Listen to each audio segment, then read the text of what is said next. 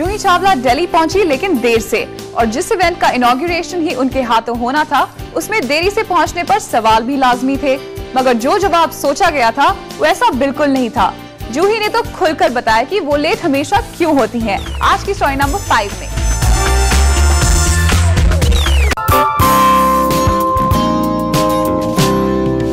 दिल्ली की गर्मी में भी कितनी फ्रेश दिख रही हैं Juhi Chawla.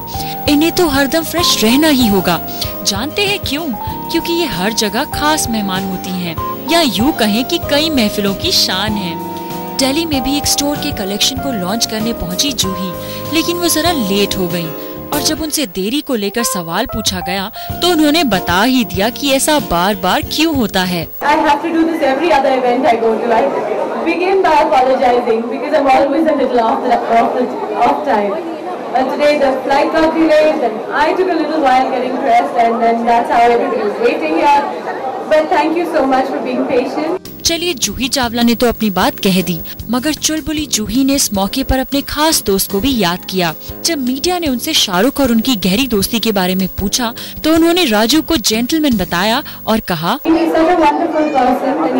Such a wonderful person to work with. He's a great human being. Also, he's so sharp, so shrewd that I think he's.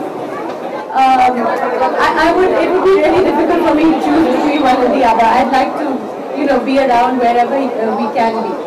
शायद जूही का यही अंदाज और उनके सबके साथ अच्छे रिलेशन का ही नतीजा है कि शादी के बाद भी फिल्मों से उनका रिश्ता बना हुआ है।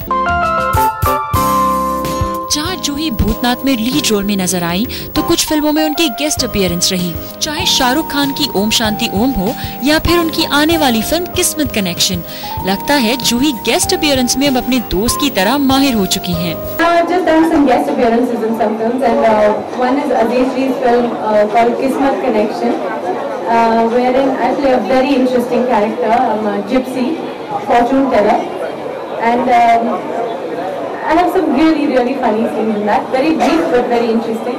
And then I've done another interesting little cameo in Zoya Akhtar's film called Lakshya. वैसे तो जूही चाहे लीड रोल्स करे या फिर कैमियोस, जूही के लाखों चाहने वाले हैं। जूही हमेशा से ही बेहतर कॉमिक टाइमिंग के लिए मशहूर हैं, और अगर एक बार फिर वो अपनी कॉमिक टाइमिंग से पर्दे पर आ जाएं, तो लोगों को काफी एंटरटेन कर सकती हैं। मनीष भटनागर के साथ राजप्रीत सोंध, Zoom, Delhi।